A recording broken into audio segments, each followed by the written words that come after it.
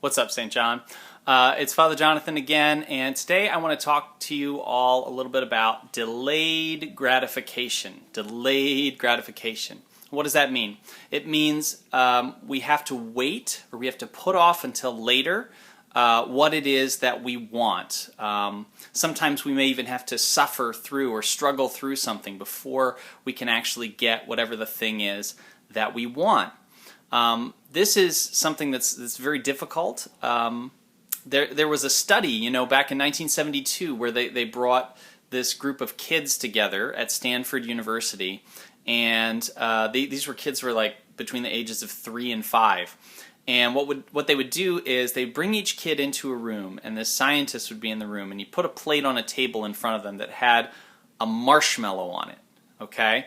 And the scientist would say to the kid, okay, I'm going to leave the room, and when I come back, if you haven't eaten this marshmallow that's on the table here, I will give you 2 marshmallows.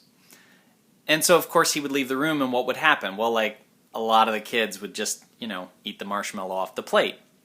But there were some who were able to wait.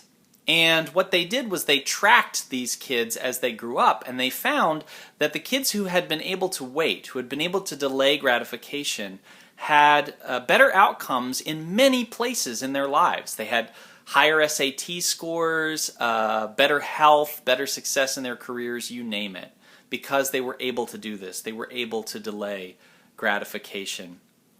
This is something that human beings have struggled to do throughout time, and yet have been able to do in many different circumstances, sometimes even for the sake not only of themselves but of future generations, of people who would come after them. Think about the great cathedrals for a second, the cathedrals in Europe, Chartres Cathedral, Notre Dame Cathedral, even the National Cathedral here in Washington, D.C. All of these are incredible buildings that took a century or more to build, which means when they started to build these places, the people knew that they weren't going to see the end of it.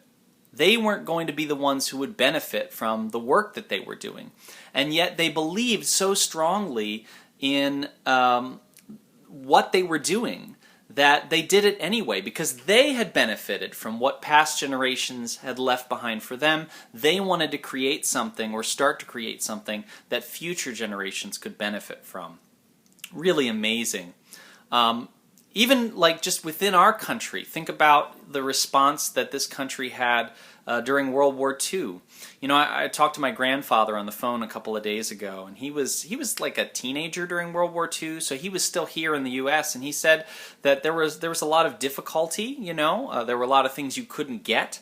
And yet that the atmosphere was very positive, and people were happy to give what they had, to do scrap metal drives, to do all kinds of stuff, to make sacrifices, because they believed in the greater good. They believed in delaying gratification, in waiting until later, because they knew that what they would receive later as a whole community would be sweeter than what they could just take advantage of briefly in these fleeting moments. This is something that's a lot more difficult in our world today. We're not as good at delayed gratification as we once were. Before all of this started, it was very easy to have your needs met anytime you wanted them met, right? Like anything you want, you can order online, you can have it on your front porch within a day, sometimes even within a couple of hours. And so, our culture and really, cultures around the world have gotten so used to this that it's made it harder to make the sacrifices necessary to receive greater gifts later on. And this is one of the things that has made this crisis that we're in right now somewhat more difficult. I mean, we have to admit that. There's this great video, it's up on YouTube, you can find it pretty easily, of Bill Gates giving this TED Talk back in 2015 after the Ebola crisis had ended. He basically gives this talk where he says all the things that we need to do in order to prepare so that the next pandemic would not be devastating.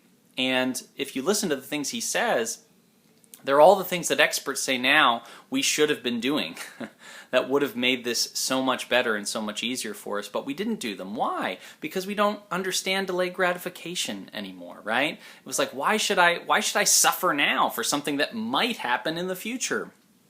And so those things didn't happen.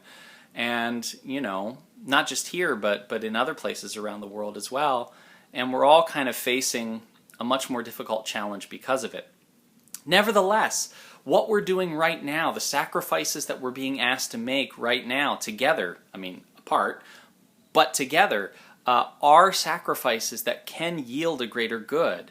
And even though we're being asked to do something really tough in the short term, it is ultimately going to be only short term. It doesn't feel like it, because it may be a while. But in the grand scheme of things, the world will be a better place. The country will be a better place. Our families will be better if we can accept some short-term suffering, some short-term sacrifice now to achieve that greater good. And so the question is, can we do it?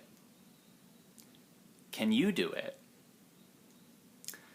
As followers of Jesus, we are always called to a kind of delayed gratification. We are called to a life that accepts and endures suffering and sacrifice. Not that we go looking for suffering, of course we don't, but when it shows up, we are called to endure it and to make sacrifices for the sake of the greater good of the salvation that it wins for us and for others. St. Paul talks about this in 1 Corinthians chapter 9, verses 24 to 27, and I will put that citation down below the video as well, so you can look those verses up. But basically what Paul says there is he compares our struggle for our salvation to running a race. And he says, look, if you're going to run a race, you prepare yourself, you exercise, you train, you make it hard for yourself, you don't do certain things, you give up certain things for the sake of that greater glory of winning the race, or at least finishing the race. How much more then must we endure? How much more must we suffer for the sake of this much greater gift of salvation that Christ has for us? And yet, how much bigger, how much better, how much sweeter that will be. All of us who are Christians are called to a kind of delayed gratification as we seek to run the race that Christ has set before us. And it can be scary and it can be difficult. And yet, if we run it with faith, with patience, understanding that God loves us and that He will see us through to the end, then we can gain the strength and the courage we need to put off our gratification until later. And it will be that much sweeter when we receive that salvation, that great gift that Christ has for us on the other side. So, hope you all are running your race okay. Hope everybody is staying home. I hope you're washing your hands. I will see you guys tomorrow. Until then, grace, peace, and love.